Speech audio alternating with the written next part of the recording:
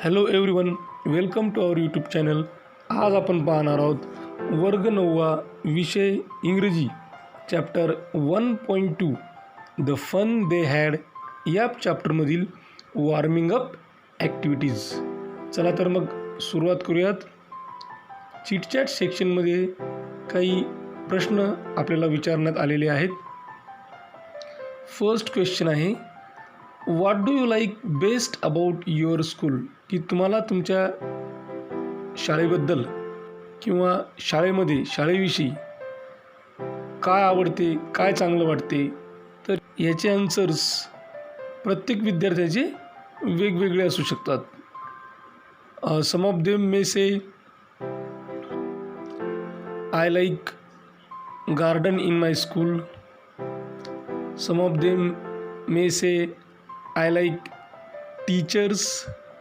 Some of them may say I like my friends in school. Some of them may say I like school building. अशा प्रत्येकाचे वेगवेगळे उत्तरं असू शकतात. Do you think school is fun? तुम्हाला शाळा म्हणजे गंमत, आनंद असं वाटतं का? तर आन्सर आपल्याला लिहिता येईल, yes, I think school is fun. Next question, which is the part that you don't like? की शाळेमधला असा कोणता भाग आहे की जो तुम्हाला आवडत नाही? And the answer, punishment for homework. की उत्तर लिहिताना विद्यार्थी काय लिहितील? विद्यार्थ्यांच्या दृष्टिकोनातून आपण विचार केला तर विद्यार्थी लिहितील पनिशमेंट फॉर होमवर्क. की होमवर्क दिलं जातं आणि ते होमवर्क कंप्लीट न करून आल्यामुळं टीचर पनिश करतात. ही न आवडणारी गोष्ट असू शकते काही विद्यार्थ्यांसाठी. How often should the teacher give you a test? की तुमचे टीचर तुम्हाला किती वेळा टेस्ट देतात? म्हणजे ते किती वेळा तुमची टेस्ट, घटक चाचणी घेतात? या ठिकाणी सुद्धा आन्सर्स हे वेगवेगळे असू शकतात. काही विद्यार्थी म्हणतील की वर्षभरातून 2 किंवा 3 टेस्ट घेतले, काही म्हणतील 6 घेतले, काही म्हणतील खूप जास्त घेतलेले आहेत. सर आन्सर कसं राहील? वेगवेगळं आन्सर या ठिकाणी आपण लिहू शकतो. Then the activities classify. आपल्याला वर्गीकरण करायचं आहे. कशाचं वर्गीकरण करायचं सांगितलेलं आहे? Listen carefully and write each word in the appropriate column or columns. की अत्यंत काळजीपूर्वक असं ऐकायचं आणि खाली दिलेला जो काही प्रत्येक शब्द आहे हा शब्द या कॉलममध्ये लिहायचा आहे. की एखादा शब्द वेगवेगळ्या कॉलममध्ये बसत असेल तर तोही आपण या ठिकाणी लिहू शकतो. तर 3 कॉलम या ठिकाणी देण्यात आलेले आहेत. पहिला आहे एन्शियंट म्हणजे प्राचीन. दुसरा आहे मॉडर्न म्हणजे आधुनिक काळासंदर्भात आहे ते, प्राचीन काळ, मॉडर्न, आधुनिक काळ. आणि तिसरा कॉलम आहे फ्युचरिस्टिक म्हणजे भविष्यकाळ. तर ह्या काही ऑब्जेक्ट, काही वस्तू, काही थिंग्स देण्यात आलेल्या आहेत, त्या आपल्याला या कॉलममध्ये लिहायच्या आहेत. बघा, पहिली जी गोष्ट आहे ती आहे बायसिकल.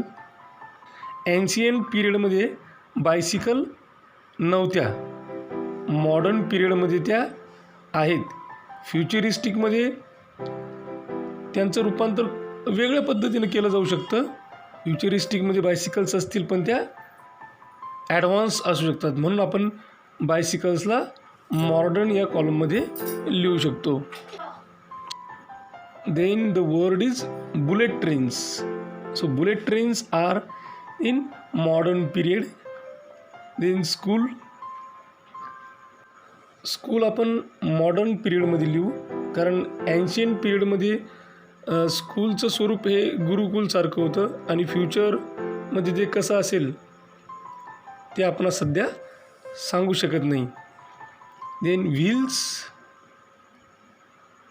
चाकांचा शोध हा एन्शियंट पिरियडमध्ये लागला होता, त्याच्यामुळं wheels are there in ancient period. Then robots will be functioning in futuristic. Then flying cars, उडणाऱ्या कार या सध्या तरी नाहीत, त्याच्यामुळे त्याला आपण फ्युचरिस्टिकमध्ये लिहूयात. देन बुलक कार्ट्स, बैलगाड्या, तर बैलगाड्या ह्या एन्शियंट पिरियडपासून होत्या. तर एन्शियंट हॉर्स ड्रॉन कॅरेजेस, घोडागाडी, तीसुद्धा एन्शियंट पिरियडमध्ये होती.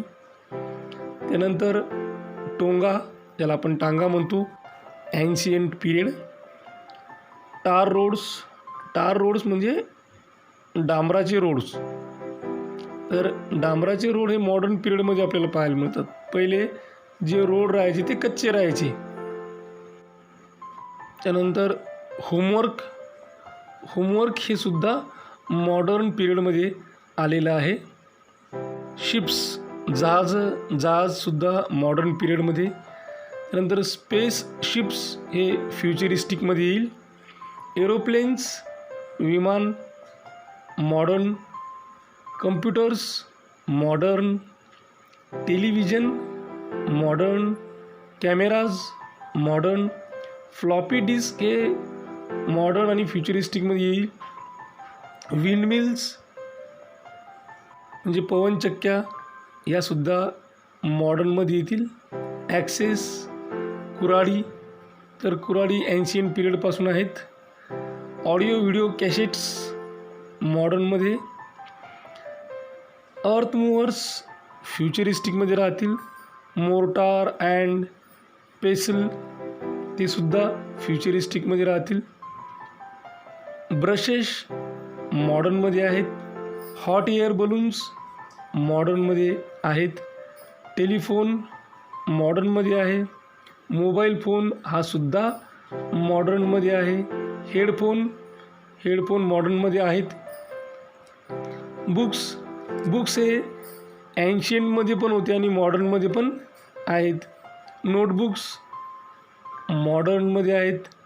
टेस्ट्स या मॉडर्न पिरियडमध्ये घेतल्या जातात. व्हॅक्यूम क्लीनर्स मॉडर्नमध्ये आहेत. बॉल पेन्स मॉडर्नमध्ये. सोलार लॅम्प्स मॉडर्नमध्ये आहेत. अम्ब्रेला मॉडर्नमध्ये. Water on tap modern. Electric lamps modern. Earthen stoves ancient पिरियडमध्ये होत्या. इलेक्ट्रिक लॅम्प्स मॉडर्नमध्ये. कॅन्डल्स एन्शियंटमध्ये आणि मॉडर्नमध्ये सुद्धा कॅन्डल्स आहेत. फॅन्स मॉडर्नमध्ये आहेत. एअर कंडिशनर्स ज्याला आपण AC म्हणतो मॉडर्न पिरियडमध्ये आहे. ग्रामर हे एन्शियंट पिरियडमध्ये सुद्धा होतं आणि मॉडर्नमध्ये सुद्धा ते आहे. जिओग्राफी म्हणजे भूगोल हा एन्शियंटमध्ये पण होता आणि मॉडर्नमध्ये सुद्धा आहे. मायक्रोबायोलॉजी मॉडर्नमध्ये आहे. Second activity, listen to the pronunciation of these words and practice saying them properly yourself. की खाली काही शब्द दिलेले आहेत, त्याचं प्रोनाऊन्सिएशन आपल्याला ऐकायचं आहे आणि ते शब्द तुम्ही योग्यपणे त्याचा उच्चार करून त्याची प्रॅक्टिस करायची आहे. बघा, पहिला शब्द आहे ग्रँडफादर. आता याचं प्रोनाऊन्सिएशन आपण मोबाईलवर ऐकू.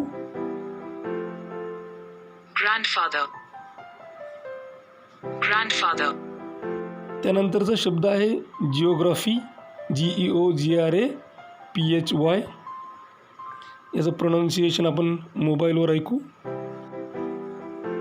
जिओग्राफी.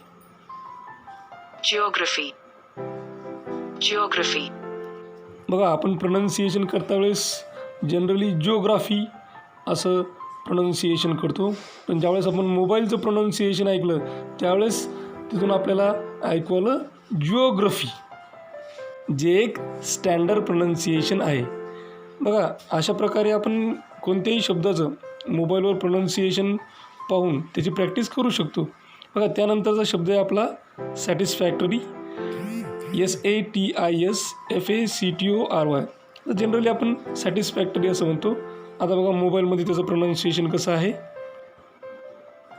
satisfactory, satisfactory, satisfactory. त्यानंतरचा शब्द आहे SUPERIOR सुपेरियर. मोबाईल प्रोनाऊन्सिएशन बघू.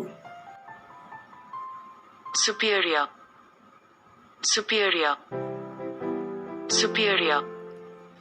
त्यानंतरचा शब्द आहे प्रोनाऊन्सिंग. PRONOUNCING. याचं स्टँडर्ड प्रोनाऊन्सिएशन आपण ऐकू. pronouncing, pronouncing, pronouncing. त्यानंतरचा शब्द आहे बेचा. BETCHA. स्टँडर्ड प्रोनाऊन्सिएशन ऐकू. Becher, becher, becher. नंतरचा वर्ड आहे नॉनचलंटली. स्टँडर्ड प्रोनाऊन्सिएशन ऐकू. nonchalantly, nonchalantly, nonchalantly. तर हे काही प्रोनाऊन्सिएशन तुम्ही या शब्दांचे ऐकले. आता अशाच पद्धतीचे प्रोनाऊन्सिएशन उच्चार करून तुम्हाला या शब्दांची प्रॅक्टिस करायची आहे.